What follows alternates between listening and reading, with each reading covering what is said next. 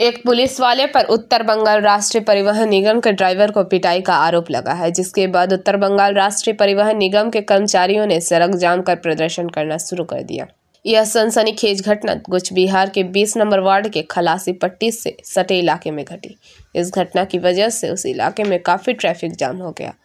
घटना के बारे में प्रत्यक्षदर्शियों ने बताया कि अलीपुरद्वार जा रही एक बस इलाके से गुजर रही थी।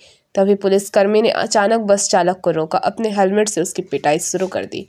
उसने कहा कि बस से उसे चोट लग सकती थी। पुलिसकर्मी की पिटाई से बस चालक घायल हो गया और उसका इलाज कूच बिहार मेडिकल कॉलेज अस्पताल में चल रहा है।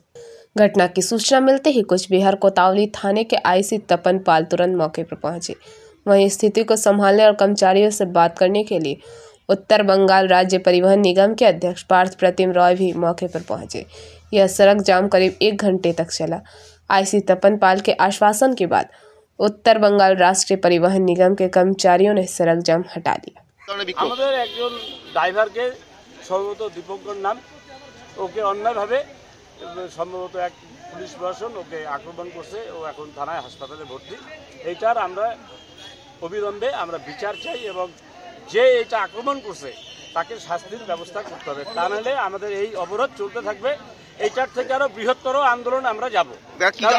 কি কারণে মারলো সেটা হচ্ছে ও যাচ্ছিল কি, এখন আমি তখন এখানে ছিলাম না যদিও, কিন্তু আমাদের ড্রাইভারের কোনো অন্যায় ছিল না, ও নির্দোষ ছিল, কিন্তু অন্যায়ভাবে সেই পুলিশ প্রশাসন ওকে আক্রমণ করছে। সে এখন থানায় হাসপাতালে ভর্তি আছে।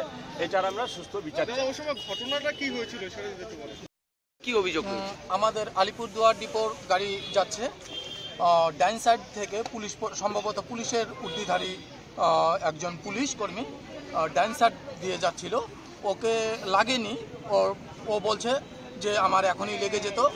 তখন উনি বাইকটা সাইডে রেখে আমাদের গাড়ির ভেতরে ঢুকে এবং ড্রাইভারকে ওনার হাতে যে হেলমেট ছিল হেলমেট দিয়ে চোখের সাইডে আঘাত করে এবং চোখের সাইড ফুলে যায়, চোখ লাল হয়ে চোখের মধ্যে রক্ত জমে আছে। কেন?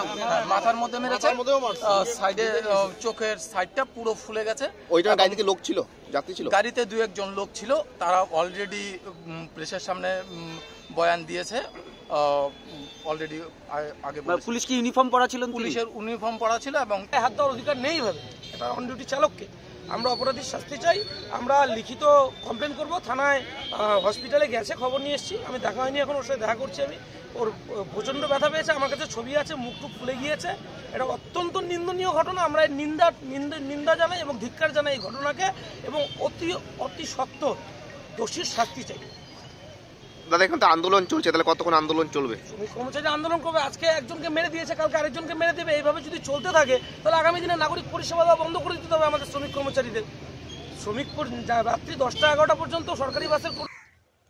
Bureau report PVTV news.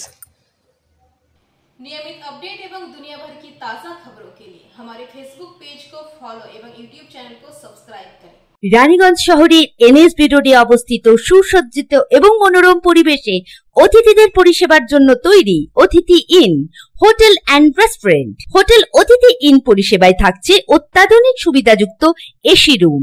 অতিথি ইনে পকেট ফ্রেন্ডলিতে আপনি পাবেন single and double bedroom. Festival সিজনে থাকছে স্পেশাল ডিসকাউন্ট। তাই উৎসবে অনুষ্ঠানের যে কোনো দিন পাশেই পাবেন হোটেল অতিথি in, metro plaza, NSB road, Raniganj, Muthoot finance building.